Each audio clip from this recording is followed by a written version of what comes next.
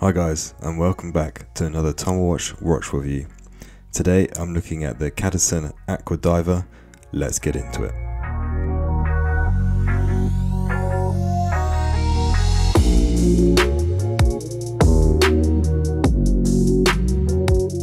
Just quickly before we get into the review, if you hasn't subscribed to the channel already, please do so as it really helps. Thank you. So as mentioned, today I'm looking at the Cadisen Aqua Diver, which is obviously a homage to the Helm Komodo, just without the 4-year waiting list. And there's a couple of changes to this watch which we'll go through as well. So let's hop straight into the specs and see what this watch has to offer. So we have a case diameter of 40mm, lug-to-lug length of 45mm, and a lug width of 20mm.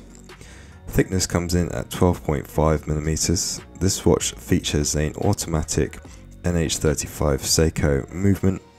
We have 100 meters of water resistance, a AR coated sapphire crystal, BGW9 lume, and this watch came in at £58 during the summer carnival sale, including VAT.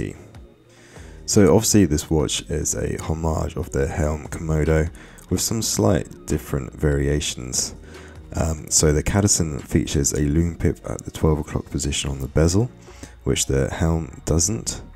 And the dimensions are slightly different as well. So the Cadisen actually comes in at slightly slimmer by 2mm due to the Helm having a domed sapphire crystal. And also the lug-to-lug on a Cadisen is slightly shorter as well by 2mm. And apart from that, the watches are pretty much exactly the same. They both feature the NH35 Seiko movement. They're both 316L stainless steel, sapphire crystal, BGW9 lume. And obviously the pricing is different as well, with the Cadisen coming in at just under £60 and the Helm coming in at £230. So let's take a closer look at this dial. So as you can see, I went for the white dial variation, which actually is more of a silver, I would say. It has a very slight shimmer to the dial.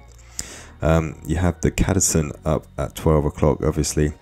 I've seen in some other reviews people dislike the capital C or the big C. It doesn't really bother me. I think the logo is still quite balanced. You have the Aqua Diver just below the rehaut there, which is actually slightly raised. You have automatic below that, then obviously the round date window down at the 6 o'clock, which is nice. It matches the applied hour indices. So the hour markers have been finished with a grey surround, which don't match the hands. Obviously the hands have been finished with a black surround. You have the chapter ring, which has a minute track going around the outside there. And obviously everything has been finished with this nice baby blue color, which is a bit different from the standard white, which I think is what makes this watch stand out a little bit. So we have a sapphire crystal with AR coating. I'm not sure how many layers of AR coating there is, as the crystal looks pretty reflective to me. All of the surfaces on this watch are brushed. Here you can see we have a signed screw down crown. All the surfaces on this watch have been finished to a nice standard.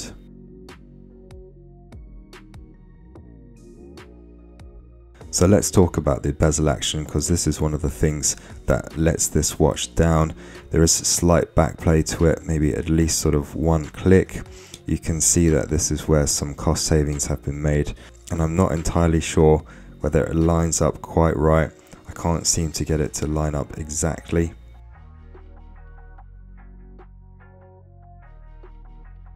We do have a screw down crown, which is easy enough to use. Obviously unscrew it, and the first position is for the date, and then the second position is for the hands to set the time.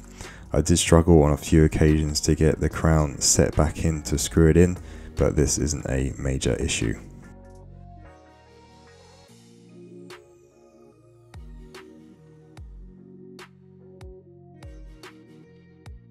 So taking a look at the bracelet then, I'm happy to report that we do have a fully milled clasp, which is nice for this price point. Unfortunately, the clasp only features 2 levels of micro adjustment, so not a huge amount of levels of micro adjustment there, but I am happy to report that we do have solid end links, and in general the bracelet is a nice quality. So taking a look at the case back, you have a standard screw down case back with the usual tech specs, water resistant, stainless steel, sapphire crystal, and the Cadisen logo and model number. So let's take a look at the lume, because usually on these cheaper watches the lume isn't great, but actually the BGW9 does shine quite nicely on this watch. The lume pip on the bezel is the best out of the hands and the hour markers. The hour markers do fade first, but the hands do manage to cling on for a little while longer.